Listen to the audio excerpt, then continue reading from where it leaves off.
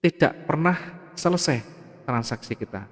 Selalu terkurung di dalam minus yang berkepanjangan.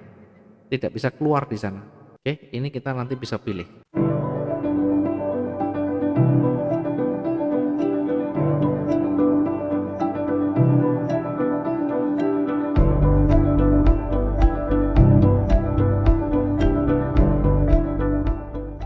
Kemudian kalau misalkan modal saya satu hari misalkan target saya, contoh ya, satu hari target saya misalnya 1000,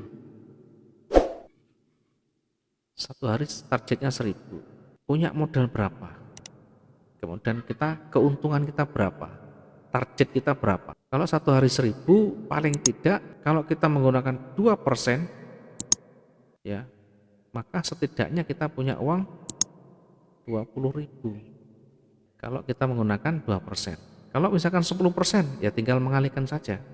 Maka harus diikuti dengan modal, tidak bisa kita target saja. Tadi saya sampaikan contoh tadi, target profitnya adalah $75 per hari. Nah sekarang kita tadi modalnya misalkan 2000, modal $2000. Kemudian saya menggunakan resiko yang sedang. Ini resiko sedang, berarti saya menggunakan ketahanan 20.000. Maka lot yang saya gunakan adalah 0,1. Lot yang saya gunakan adalah 0,1. Setiap transaksi maksimum adalah 0,1. Apakah ini aman? Aman atau tidak aman tergantung bagaimana kita memanage dengan baik.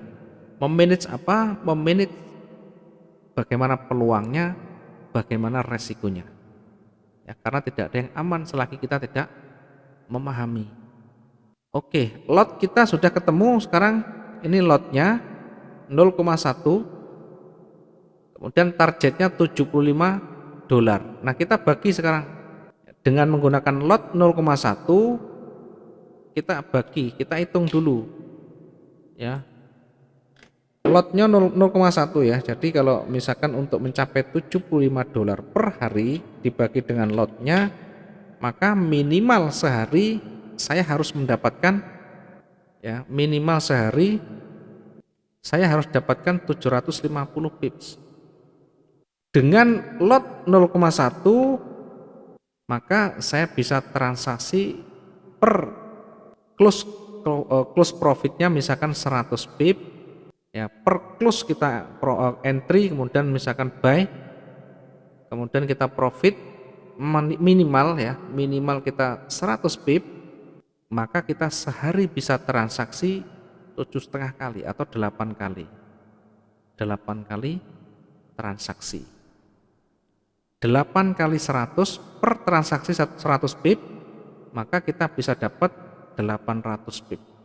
Ya, kalau dikalikan lotnya 0,1, maka kita dapat $80. Apakah semudah ini menghitung ketika nanti marketnya berjalan? Ya, tidak semudah itu memang, tetapi butuh latihan.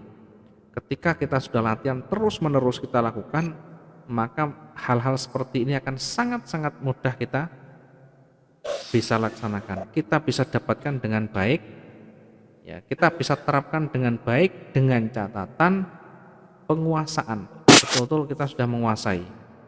Kalau kita belum menguasai, susah minta ampun. Oke, silakan diperhatikan bagaimana kita mengambil resiko, bagaimana kita menggunakan lot, bagaimana kita melihat peluangnya di sana. Semuanya menjadi satu, harus kita kombinasikan. Tidak bisa kita hanya mengandalkan manajemen lot maupun manajemen risiko, tidak bisa. Semuanya harus kita kombinasikan. Jadi misalkan kita menggunakan trading di XAU, itu satu kali transaksi 100, ini saya ambil yang gampangnya, yang mudahnya, sehingga mudah tercapai. Walaupun nanti pada kenyataannya tidak 100, terkadang 150, terkadang 200, tidak masalah. Yang terpenting kita ngitung mudahnya, ngitung yang bakunya saja. Oke, silakan nanti diperhitungkan kalau punya rencana target profitnya berapa, kemudian modalnya berapa, nanti silakan dihitung. Belajar untuk disiplin, bukan saenake dhewe, bukan sekarepe dhewe. Kalau misalkan sudah mulai meningkat, kemampuan sudah mulai meningkat, boleh nanti ditingkatkan resikonya. Ya, meningkat resiko tentu peluangnya makin besar. Tentu resiko juga makin besar. Kalau misalkan kita lot yang kita gunakan 0,1, jangan hanya menggunakan satu angka lot saja. Nanti kita tidak bisa bermain. Mungkin kita bisa pecah 0,01, kemudian 0,03, kemudian 0,05, 0,02. Kita kuasai lot-lot yang familiar, yang selalu kita gunakan dengan baik. Kalau misalkan nanti kita menggunakan lot 0,01 tidak bisa profit, atau misalkan berbalik, maka kita bisa recover dengan lot yang lebih besar. Atau sebaliknya, ya, ketika kita misalnya lotnya sudah lumayan besar, kemudian marketnya berbalik, bagaimana? Nah, kita juga yang gunakan yang lebih besar lagi atau yang lebih kecil, boleh semuanya dicoba dilakukan, karena tidak selalu harus menggunakan lot yang lebih besar. Ya, idealnya memang harus dinaikkan kalau untuk segera keluar dari kerugian itu, tetapi harus butuh latihan yang panjang. Contoh begini, jadi kalau misalnya kita buy 0,1 atau pakai lot yang tadi ya, 0,01, ternyata ini turun di angka berapa, misalkan 300 pip. Apakah selalu 300 pip ini harus di recover atau di averaging? Tidak begitu. Melihat kondisi market nanti. Ini hanya sebagai contoh. Ya. Boleh di angka 500 pip pun tidak masalah. Tergantung bagaimana kita mengalami banyak hal seperti ini. Tergantung bagaimana kita latihan dengan angka-angka begini. Bagi saya tidak bisa angka yang fix, karena menyesuaikan kondisi pasar itu tidak selalu begitu. Bisa naik dan turun, bisa 600, bisa 1000, bisa 1200, tergantung kondisi market. Kemudian misalkan kita marketnya turun 300 pip. Yang kita lakukan seperti apa? Apakah kita harus SL di angka ini? Jawabannya boleh. Tetapi tidak harus. Boleh tetapi tidak harus. Karena banyak cara untuk kita escape, banyak cara untuk kita mengatasi. Boleh misalkan selagi kita melihat masih ada peluang buy, kita boleh naikkan dari 0,01 menjadi 0,02, masuk buy lagi. Sekali lagi, recovery harus selalu diuji dan cobakan, harus selalu dilatih, karena tidak bisa serta-merta. Ketika kita di akun demo, yang kita selalu pengen dapatkan adalah selalu profit melulu, ya, biru terus, tanpa kita perlawanan yang berarti. Artinya kalau market berbalik kita tidak bisa mengatasi. Padahal justru yang paling penting belajar adalah bagaimana mengatasi ketika marketnya berbalik. Contoh misalkan buy ini dikasih 0,2, ternyata ini masih turun lagi 500 pip misalnya, maka banyak cara kita bisa lakukan. Bisa juga dengan buy lagi, atau bisa dengan close dulu di sini, karena ini yang paling jauh dari running, bisa close duluan. Kemudian di sini kita bisa tambah buy lagi, misalnya 0,02 tadi. Ya. Sehingga ketika ini naik sedikit saja sampai di sini misalkan, atau setidaknya yang atas naik sedikit, yang bawah naik sampai di sini, nanti akan menutup kerugian yang di sini, karena ini lotnya cukup besar. Lotnya cukup besar untuk menutup kerugian yang kecil ini. Prioritaskan yang jauh dari running, yang jauh dari running. Ini running harga bergerak di sini. Yang pertama prioritaskan yang jauh, yang kedua prioritaskan lot yang besar. Di dalam mengatasi prioritaskan juga lot yang besar, karena ini sangat membahayakan ketahanan. Atau bisa recovery itu bisa dengan cut loss di awal, boleh di cut loss juga. Di cut loss misalkan, ini cut loss tidak bisa. kemudian marketnya turun kuat, ya, ketika kita evaluasi, kita reanalisa lagi, ternyata betul-betul kuat, maka entry kita bisa mengikuti market yang sedang running, sell 0,03 misalnya. Kenapa kita naikkan? Ya tentu dengan harapan lebih mempercepat recovery. Ya, namun demikian harus betul-betul jeli dan banyak latihan di sana. Kalau tidak pernah begini ya tidak selesai-selesai. Ya, kalau kita tradingnya jangka panjang ya beda lagi. Kalau kita trading jangka panjang tidak masalah. Pakai lot 0,03 misalnya. Sementara ketahanan digunakan ini lebih dari 100.000 pip. Tidak masalah. Ini di SL misalkan ini buy, ini SL misalkan 500 pip. Kemudian TP di sini misalkan 2 kalinya atau minimal 1 kalinya. TP 500 pip. Tidak masalah begini. Ini kalau kita bermain jangka panjang. Tetapi sekali lagi ketika kita bermain jangka panjang, maka perjalanan waktu yang mungkin banyak momen itu kita tidak bisa kita dapat, karena kita hanya menunggu tersentuh di sana. Ya, sementara seorang sniper ini selalu mengintai, ya, bahasanya selalu mengintai, monitoring bukan berarti setiap saat, setiap sepanjang hari kita melihat candlestick, bukan. Kita bisa lihat kondisi longgar kita, misalkan 1 jam kita longgar, lihat di HP atau di laptop, ya. Ya paling gampang di Android. Saya soalnya tiap hari juga pakai Android karena lebih mobile. Mungkin 1 jam atau 2 jam kita lihat. Ketika ada peluang, maka kita berhenti sejenak atau minimal kita fokus dulu untuk mempelajari detail. Apakah ini hanya sementara ataukah bersifat lanjut? Ya, kita nanti pelajari, baru manfaatkan peluang untuk taking profit lagi. Bahkan eksekusinya tidak butuh waktu lama. Ketika kita betul-betul sudah memahami, kemudian kita menunggu momen yang tepat, ketika kita entry tidak butuh waktu lama, mungkin hitungan menit atau mungkin beberapa jam saja, tidak sampai lama.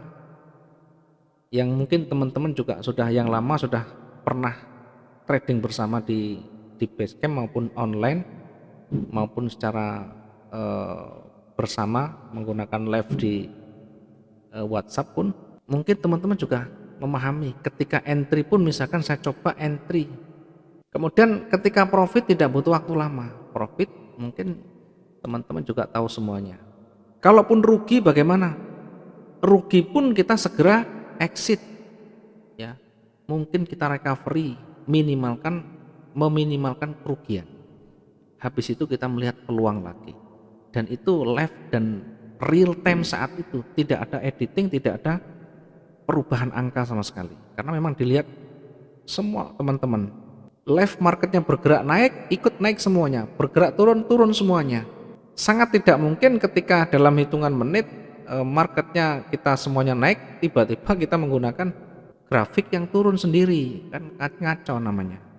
Ya, makanya yang paling pokok, yang paling penting bagi saya adalah bagaimana cara kita membaca peluang itu. Oke, sekarang saya lanjut di sistem trading.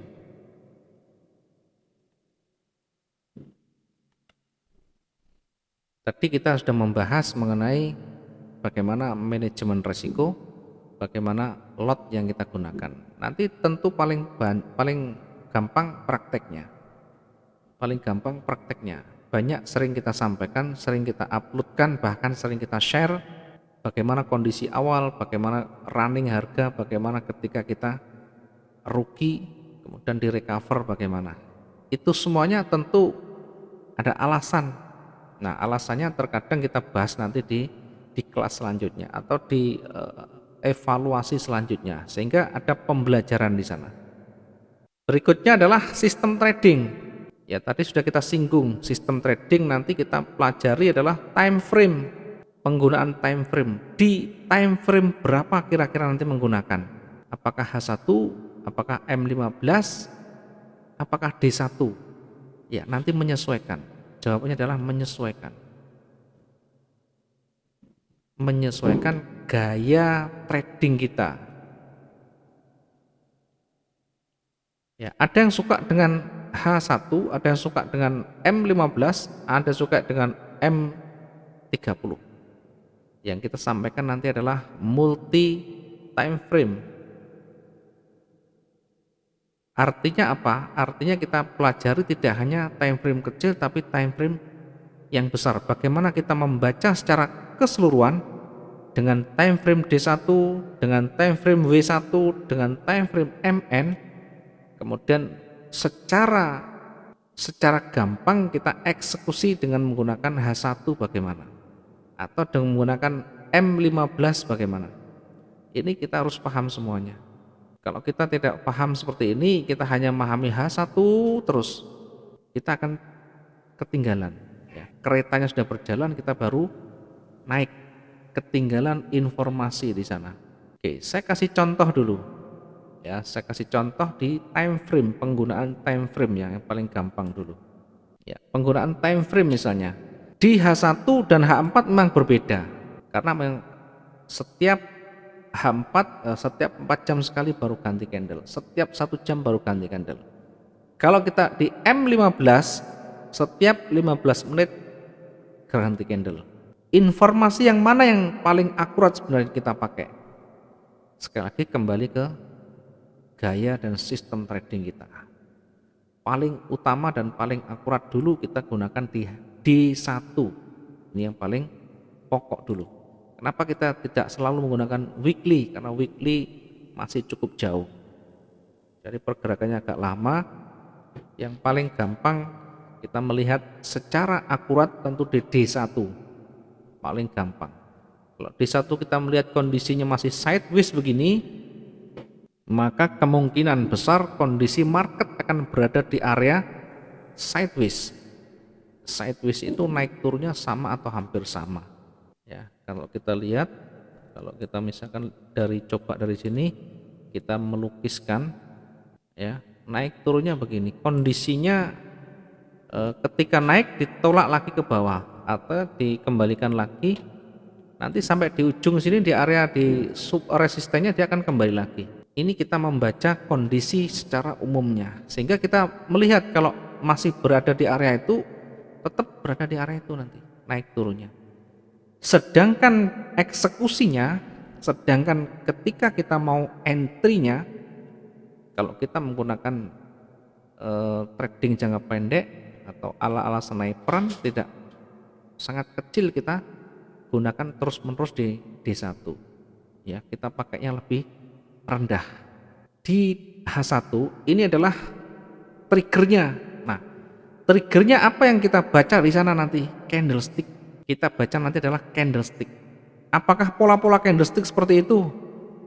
Sebagian ya, tetapi tidak selalu begitu. Candlestick ini ya price action ini yang pergerakan harga yang sedang running itu dibaca. Kemudian dengan tidak mengabaikan histori candle yang terbentuk. Ini adalah bagian dari historinya yang memberikan informasi ketika merah panjang ekornya bagaimana, bodinya tebal bagaimana. Kemudian kalau kita melihat pergerakannya dari sini, kemudian naik begini, kemudian ada pergerakan naik lagi, ini bagaimana? Tentu nanti kita pelajari secara detail begini. Tidak bisa kita hanya berpatokan, oh ini doji, oh ini hammer, oh ini bullish engulfing, tidak bisa begitu. Kalau hanya mindset kita terlalu sempit pada pola candle seperti itu, yang terjadi selalu di pingpong tadi. Ketika bullish engulfing tapi berbalik turun. Ketika bearish ternyata malah naik. Ketika ada doji ternyata kenapa malah berbalik? Kenapa tidak harus selalu melawan? Kalau ekornya di atas, kenapa tidak selalu turun panjang? Karena mindset kita hanya terpaku pada pola candle. Padahal yang kita nanti sampaikan adalah price action secara keseluruhan, baik itu per harga itu, baik itu pola candle yang terbentuk nanti. Oke, itu adalah salah satu contohnya. Maka nanti yang kita pelajari, yang kita nanti harus kuasai tentu di multi time frame, harus paham semuanya. Di H1 bagaimana, di W1 bagaimana, di MN bagaimana, di H1 bagaimana, dan seterusnya. Kemudian setelah kita paham time frame, ya tentu juga nanti memahami candlestick-nya.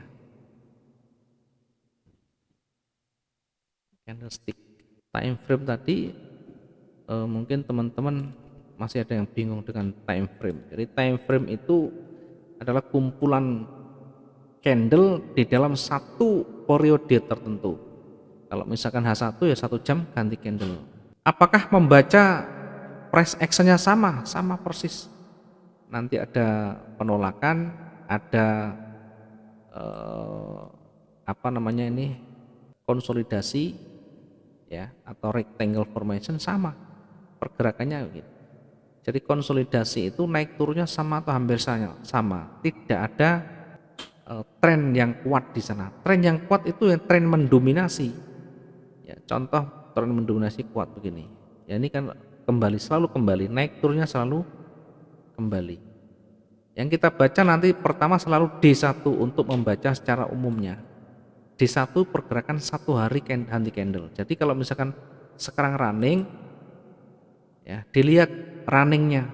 Kalau sekarang sudah jam 9 lebih, kondisi terakhir sudah dalam bentuk candle tebal warna hijau, sementara yang bawah tadi sempat turun, ditolak lagi ke atas, kuat buyer, maka tentu akan banyak didominasi oleh buyer kalau kita melihat di daily-nya. Baru kalau mau entry, kita nanti melihat H1. Yang penting kita tahu dulu fokusnya. Yang pertama, seller sudah tidak mampu, yang di bawah ini kemudian jadi buyer mendominasi. Ini jadi seller tidak mampu, buyer mendominasi, makin tebal di jam-jam 9-10, artinya buyer tetap akan dominan. Namun demikian belum tentu nanti akan breakout di sana.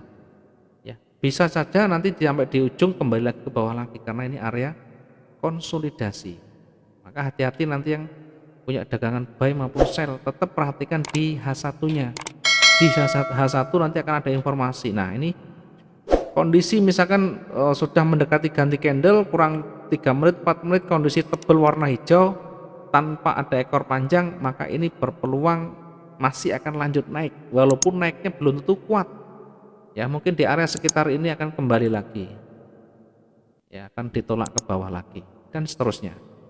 Ya, nanti kita baca ketika sudah memenuhi semua materi.